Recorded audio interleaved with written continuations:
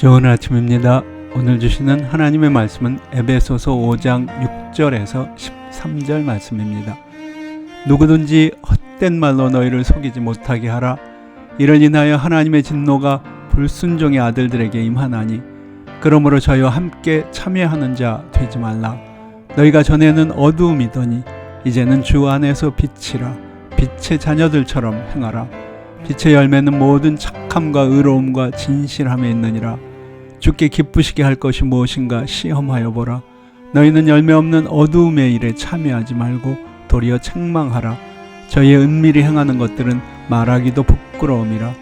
그러나 책망을 받는 모든 것이 빛으로 나타나나니 나타나지는 것마다 빛이니라. 오늘의 제목은 빛의 자녀들이여입니다. 한 번은 먼 오지에 있는 선교사님을 방문한 적이 있었습니다. 그때 선교사님에게 이 지역이 얼마나 안전한지 물었습니다. 그랬더니 선교사님은 빛이 있을 때는 괜찮습니다. 하지만 어두워지면 매우 불안해집니다. 그렇게 대답하셨습니다.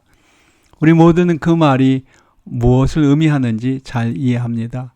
우리가 사는 세상은 어두울수록 더욱더 위험해집니다. 선한 사람이라도 세상의 어두움에 휩싸이면 난폭해질 수도 있습니다. 영적인 세계에서도 같은 현상이 있습니다.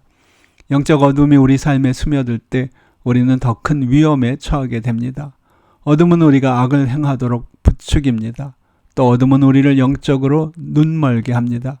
그래서 선악을 분별하는 분별력을 잃을 수도 있습니다. 첫사람 아담이 범죄한 이후 인간의 삶에 영적인 어둠이 점점 깊어져 왔습니다. 사람들은 심지어 하나님을 가리켜 마귀라고 하고 마귀를 가리켜 하나님이라고 하기까지 했습니다. 그들은 하나님의 아들 그리스도를 마귀의 왕 바알세불이라고 비난했습니다. 그런 어둠 속에 우리는 거의 삼켜질 뻔했습니다.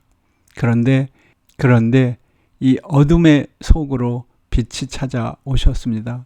참빛 곧 세상에 와서 각 사람에게 비치는 빛이 있었나니 그가 세상에 계셨으며 세상은 그로 말미암아 지은 바 되었으되 세상이 그를 알지 못하였고 자기 땅에 오매 자기 백성이 영접치 아니하였으나 영접하는 자 곧 그 이름을 믿는 자들에게는 하나님의 자녀가 되는 권세를 주셨으니 요한복음 1장 9절에서 12절 말씀입니다. 오늘 말씀은 이 요한복음 말씀처럼 참 빛을 영접한 사람들에게 주시는 말씀입니다. 사도 바울은 너희가 전에는 어둠이더니 이제는 주 안에서 빛이라 빛의 자녀로 살라고 말합니다. 참빛 되시는 그리스도를 영접한 사람들은 모두 빛의 자녀가 됩니다. 그렇다면 우리는 빛의 자녀로서 어떻게 살아야 할까요? 이것이 모든 빛의 자녀들이 하는 질문입니다. 이 질문에 대해 사도 요한은 그의 서신에서 빛 가운데 행하라고 말합니다.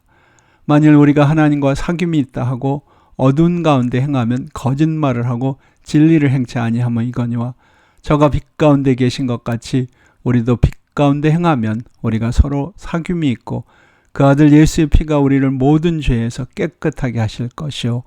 요한 1서 1장 6절에서 7절 말씀입니다. 같은 질문에 대해서 사도 바울은 오늘 본문에서 보다 더 실질적인 답을 줍니다.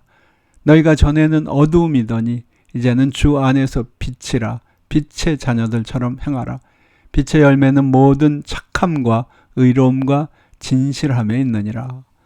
두 사도의 말을 종합해 보면 이렇습니다.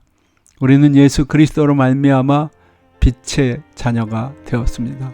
어두움에서 구원을 받았습니다. 그러므로 날마다 그분 안에서 그리고 그분과 함께 행해야 할 것입니다. 그분과 동행하는 삶을 통해서 우리는 그분으로부터 새 힘과 능력을 받습니다. 그리고 그 능력으로 우리의 삶에 침투하려는 어둠의 세력을 물리쳐야 합니다. 그리고 항상 선과 의와 진리의 열매를 맺어야 할 것입니다. 여러분, 이 사도들의 교훈을 따라 빛의 자녀로 살아가고 계십니까?